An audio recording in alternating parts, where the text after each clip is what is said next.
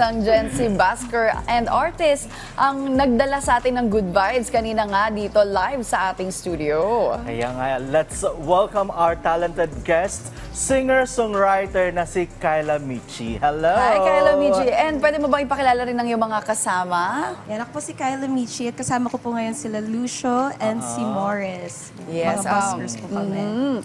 Kyla Michi, paano ba nagsimula o paano ka nagsimula gumawa ng music at mag-perform? May nag-inspire ba sa'yo, nag-encourage to pursue yung singing? Yes, actually po, singer na po ako since bata pa, since very musically inclined yung family ko. Gifted. And I've been writing songs since high school po. Nadala ko rin po siya nung nag-work na ako sa advertising. And yun, nagbabusking din po ako ng mga cover songs and original songs. Yung busking, ito yung nag-perform sa mga malls. Performing on the streets. Meron ba kayong mga exciting performance na dapat naming abangan in the future? Yes, meron po. Meron po tayo Talking Stage Cafe / bar tour. Meron din po tayong Talking Stage busking tour. Yan, so available din siya sa social media pages ko.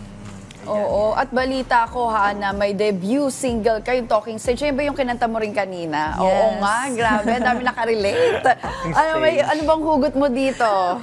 Actually, yung inspiration niya is about sa mga modern dating ngayon, na parang meeting someone is as easy as getting ghosted, di ba? Tapos, inspired din siya sa mga Pinoy romantic culture, yung mga, hi, kumain ka na ba? Nakauwi ka na ba? Yung mga nasa kilig part pa lang, di ba, ng relationship after getting to know each other, Talking Stage. Paano ka naman namin mahanap sa social media? Any account na pwedeng i-follow natin mga ka-RSP?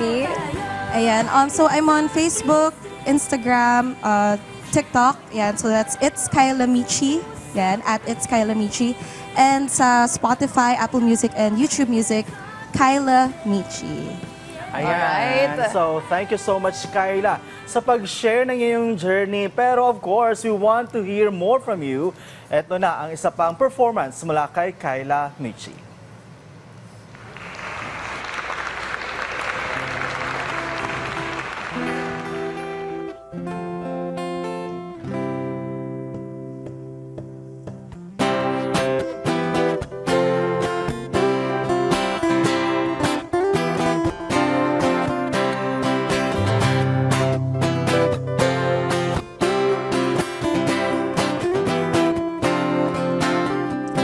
Ilang buwan na tayong di nagkita. Sabi ko yes, kinaya naman pala. Biglaan nakita kita. Sabi ko shucks, hala, relax na naman siya.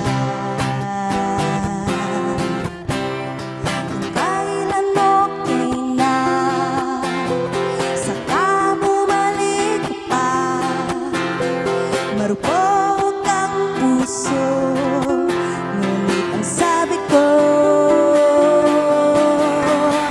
di na kita mahal pa rin kita.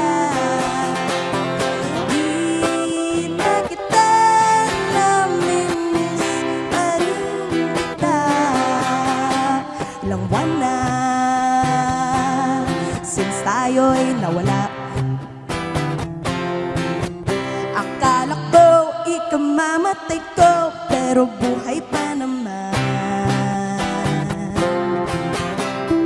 Biglaan nakwento ng chismosa.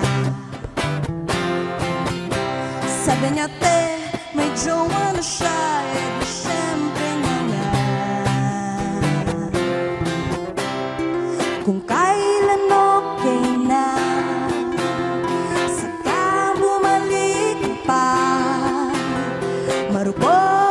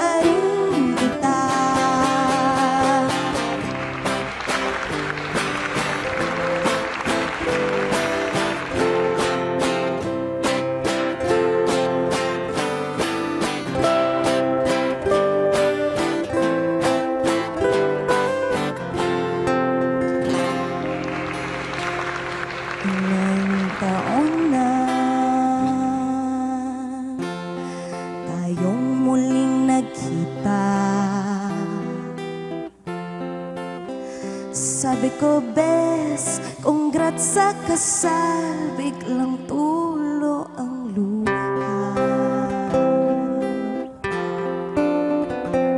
Sabay kain ng cordon bleu, mag-isa. Dahil ngayon